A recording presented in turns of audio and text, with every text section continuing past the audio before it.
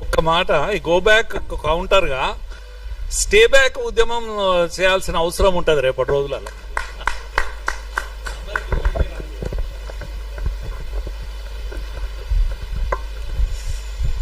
అందరికీ నమస్తే. మంచి కార్యక్రమం, నిజంగా చర్చ జరగాల్సిన సందర్భం. అందరూ మాట్లాడారు, శశిధర్జీ మాట్లాడారు, సాయి గారు అందరూ మాట్లాడారు.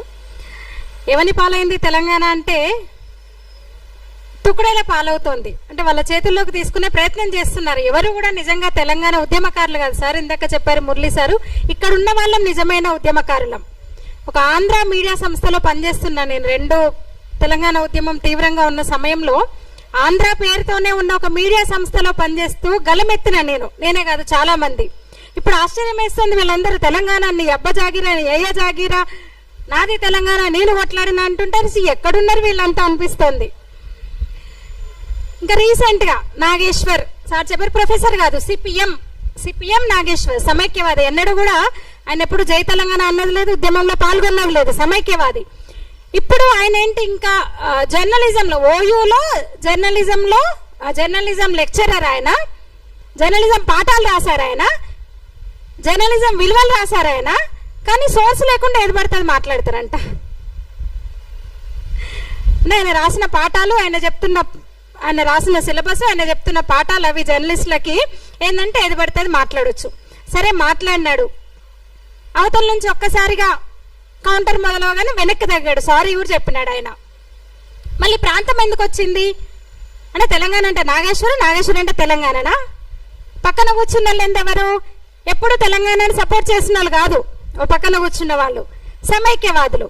ప్రాంతం ఎందుకు వచ్చింది అంటే అవతల పవన్ కళ్యాణ్ సనాతనం అంటున్నాడు కాబట్టి హిందువుగా నేను సనాతన సారథిని నేను అని జాతీయవాదాన్ని వినిపిస్తున్నాడు. జాతీయవాద పార్టీ ఆధ్వర్యంలోని ఎన్డీఏలో కూటమిగా ఉన్నాడు కాబట్టి వీళ్ళ టార్గెట్ అన్నమాట. అక్కడ కులము వచ్చింది, ప్రాంతం వచ్చింది. ఎంత సిగ్గుపడాల్సిన విషయం అంటే నిజంగా ముసుగు తీసేశాడు. మళ్ళీ నేను ఒప్పుకున్నాడు, నేను కమ్యూనిస్టునే ఒప్పుకున్నాడు, ఆ ముద్ర వేసినా నాకు సంతోషం అనేది అన్నట్టున్నాడు. అదేంది మరి? ఇంకా జర్నలిస్ట్ ఎట్లా అవుతాడు ఆయన? ఎనలిస్ట్ ఎట్లా అవుతాడు? విశ్లేషకులు ఎట్లయితాడు? విశ్లేషకుడు అవుతాడు ఆయన. అంటే సమాజం మీద విషం రుద్దడమే, విషాన్ని చిమ్మడమే పనిగా నాగేశ్వర్ పెట్టుకున్నాడు. వీళ్ళ అంతే, వీళ్ళ ఎజెండా క్లియర్ గా అర్థమవుతుంది. కర్నూలులో కోవా బన్ను చిన్న విషయం జరిగితే కర్నూలు దాకా పోయినారు వీళ్ళంతా. కోవా బన్ను వలి అనుకుంటా, వలికి మద్దతుగా అదే ఏపీకి వెళ్ళారు, కర్నూలు దాకా వెళ్ళారు, కోవా బన్నులు తినొచ్చారు, ఓదార్చారు, లక్షలు ఇచ్చేసి వచ్చినారు. పవన్ కళ్యాణ్ ఒక మాట అనేసరికి మళ్ళీ ఏపీ వద్దంట, లేదంటే మార్వాడీస్ గోబ్యాక్ అంటారు. ఏమైంది మార్వాడీస్ గోబ్యాక్ ఉద్యమం? ఎందుకు ఆపినారు మీరు మళ్ళీ? అంటే ఏం ముట్టింది మీకు? ఎందుకు మీరు ఆపారు? ఇది ఎన్ని రోజులు ఉంటుంది ఇప్పుడు ఎత్తుకున్న ఉద్యమం? ఎంతమందిని తరిమేస్తారు? ఆంధ్ర వాళ్ళనో లేదా వేరే రాష్ట్రం వాళ్ళనో మార్వాడీస్నో మీరు ఈ ఉద్యమం పేరుతో ఎంతమందిని తెలంగాణ నుంచి వెళ్ళగొట్టారు, ఇంకా వెళ్ళగొడతారు? అది చెప్పండి ముందు. అంటే మీకు అందరూ రాజకీయ పార్టీలు వాళ్ళ బిజీలో వాళ్ళు ఉన్నారు, మీకు పూట గడవాలి. పబ్లిక్ ఎవరు తెలంగాణ శ్యామ్ అంట, పృథ్వీ అంట, ఎవరు అంట. అప్పుడెప్పుడు మార్వాడీస్ గోబ్యాక్ మూమెంట్ నుంచి వచ్చారు వాళ్ళు.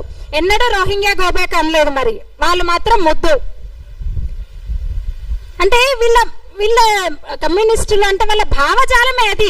అప్పుడు టాటాలు, బిర్లాలు, ఇప్పుడు అదానీలు, అంబానీలు ఏం చెప్తారు? ఆ కేజ్రీవాల్ అనగానే అంటే వాళ్ళకి ఒక పిక్చర్ కనబడగానే వాడు మేధావులాగా కనిపిస్తాడు. వీళ్ళలాగా మాటలు తప్ప చేతులు ఉండవు, నెత్తిన పెట్టేసుకుంటారు. ఢిల్లీని ఒక దాదాపు 15 ఏళ్ళు దారాదత్తం చేసి ఢిల్లీని సర్వనాశనం చేశారు.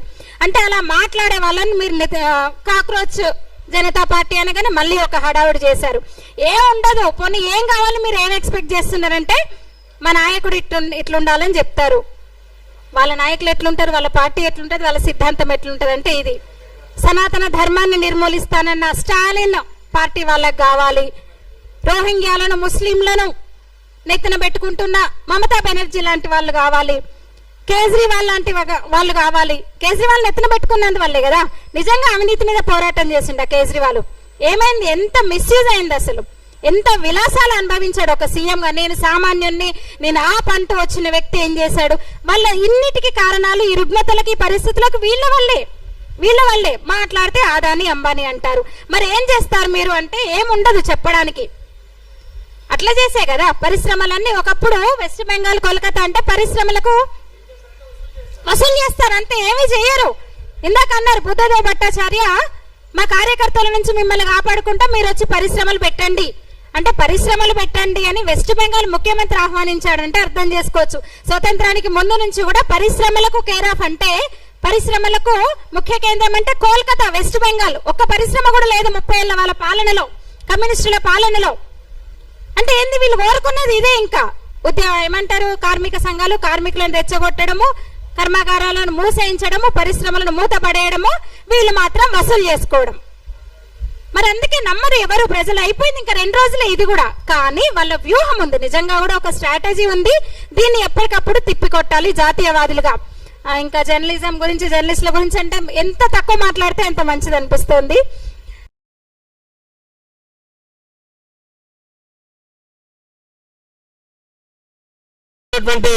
కార్యక్రమం వేదికను అలంకరించవలసింది ఏమున్నాయని చూపించడం కాకుండా ఏదో ఏమున్నాయని చూపించండి. కూడా మనం రాబోతా ఉన్నాం. రాజ్యాంగం భారతదేశం అంతా ఒకటే, రాజ్యాంగం ప్రకారం కల్పించినటువంటి హక్కులు అన్ని. కాబట్టి వీటి వెనుక మళ్ళీ ఒక తీర్మానం చేయలేదు.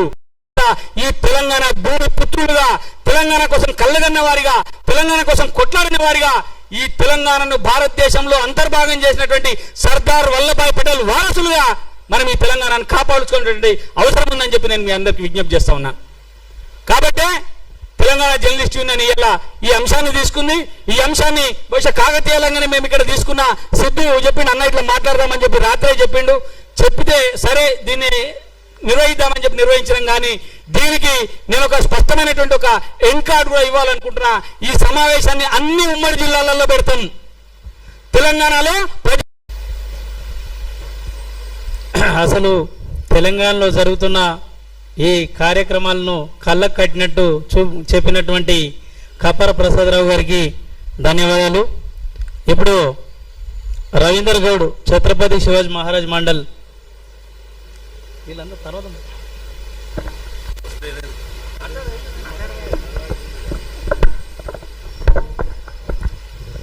జై తెలంగాణ.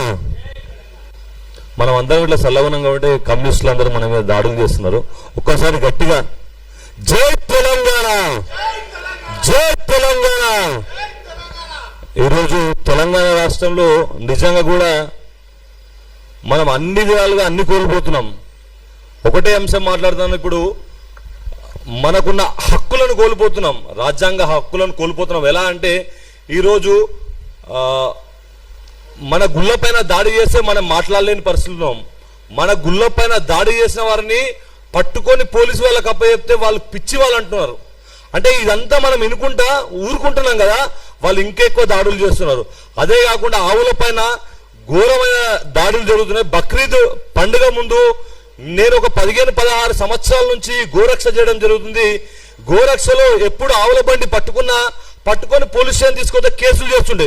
ఈ రోజు తెలంగాణ రాష్ట్రంలో ఈ కాంగ్రెస్ ప్రభుత్వం వచ్చిన తర్వాత, ఈ రేవంత్ రెడ్డి గారి ప్రభుత్వం వచ్చిన తర్వాత ఈ రాజ్యాంగాన్ని కుప్పతొట్టులు వేసినట్టు చేస్తున్నారు. ఎందుకంటే యాక్టులు ఉన్నాయి, అన్ని యాక్టులు ఉన్నాయని చట్టాలు ఉన్నాయని చట్టాలను పక్కన పెట్టి ఈ బక్రీద్ పండుగకు ఆవులను యథేచ్ఛగా వందలాది వేలాది ఆవులను మా కళ్ళ ముందే పోలీసులు మరియు అధికారులు, వెటనరీ అధికారులు, పోలీసులు తీసుకొని హైదరాబాద్ తరలించడం జరిగింది. ఈ విషయాన్ని చాలా చోట్ల మేము మాట్లాడడం జరిగింది. కానీ ఏం లాభం లేకుండా పోతుంది. ఎందుకంటే మనం మాట్లాడే మాటల్లో ఒకరో ఇద్దరు మాట్లాడుతున్నాం, ఇట్లా యూనిటీగా మాట్లాడలేకపోతున్నాం. ఫస్ట్ ఏం జరుగుతుందంటే మనం అందరం యూనిటీ కాకపోవడమే మన బ్యాడ్ లక్ గా, మన దరిద్రంగా మనం భావిస్తున్నాం. ఎందుకంటే ఎవరో ఒకరు మాట్లాడే వరకు ఈ రోజు ఆవులను పట్టుకోవాలని మన పిల్లలు చాలా మంది పోతుంటే వాళ్ళ పైన కేసులు అవుతున్నాయి. వాళ్ళని రౌడీలుగా చిత్రిస్తున్నారు, వాళ్ళను దేశ ద్రోహులుగా చిత్రిస్తున్నారు, వాళ్ళని రౌడీ షీటర్లుగా చిత్రిస్తున్నారు. వాళ్ళు అడిగేది ఆవు. ఈరోజు ఆవు ఏంటంటే ఆవు కోసం గోరక్ష చేసే వాళ్ళ పైన కేసులు, వందలాది కేసులు అయినాయి. రీసెంట్ గా మొన్న మహేష్ వాళ్ళ పైన 20 మంది మీద కేసులు అయినాయి. వాళ్ళు రాత్రుల పూట వాళ్ళ ఇంటి సంసారాన్ని పక్కన పెట్టి నా గోమాత చనిపోతుంది, నా గోమాతను కాపాడుతానని పోతున్న వ్యక్తుల పైన కేసులు చేశారు. ఎక్కడ వెళుతుంది ఈ రాజ్యాంగం? ఎక్కడ పోతుంది తెలంగాణలో రాజ్యాంగం? రేవంత్ రెడ్డి గారు మీరు సార్ చెప్పినట్టు వాళ్ళ సారేమో పట్టుకొని తిరుగుతాడు, రాజ్యాంగాన్ని పట్టుకొని తిరుగుతాడు. కానీ ఈ రోజు తెలంగాణలో మాత్రం అది అమలు పరచలేని పరిస్థితిలో ఉన్నాం. ఈ రోజు ఎంఐఎం పార్టీ వాళ్ళు దర్జాగా మేము చేస్తాం, మేము స్మగ్లింగ్లు చేస్తామని ఎమ్మెల్యేలు వచ్చి రోడ్ల పైన తిరుగుతున్నారు. వారిపైన కేసులు చేయని ఈ ప్రభుత్వం ఇవాళ హిందువుల పైన ఎందుకు కేసులు చేస్తుంది? హిందువులకు ఈ తెలంగాణలో ఈ హిందువులకు చట్టాలు లేవా, న్యాయాలు లేవా? హిందువుల పైన ఎందుకు ఈ అణచివేత? దీనిపైన ఖచ్చితంగా చర్చ జరగాలి. ఎందుకంటే మనం మాట్లాడకుంటే రాబోయే రోజుల్లో మన పిల్లలకు అస్తిత్వాన్ని కోల్పోతున్నాం. మనం హిందువులుగా మన ఆ రోజు తెలంగాణ ఉద్యమంలో చేసింది ప్రతి ఒక్కరు కూడా హిందూవాదంతో ఉన్న వాళ్ళు తెలంగాణ రావాలని కొట్లాడడం జరిగింది. ఎంఐఎం పార్టీ ఏ నాడు కూడా తెలంగాణ ఉద్యమంలో సపోర్ట్ చేయలేదు. తెలంగాణ ఉద్యమంలో ఒక నాయకుడు వచ్చి రోడ్డు పైన నిలబడ్డోడు లేడు. కాంగ్రెస్ పార్టీ నాయకులు ఆ రోజు ప్రభుత్వాన్ని నిర్వహిస్తున్న వాళ్ళు కూడా ఏ రోజు కూడా తెలంగాణ రావాలని చెప్పి కొట్లాడిన వాళ్ళు లేరు. కానీ ఈ రోజు తెలంగాణ రావాలని కొట్లాడి ఈ రోజు తెలంగాణ ఉద్యమకారుల మీద హిందువుల పైన కేసులు జరుగుతున్నాయి. మనం అందరం చూస్తాం. దయచేసి దీనిపైన పెద్ద చర్చ జరగాలి. అదే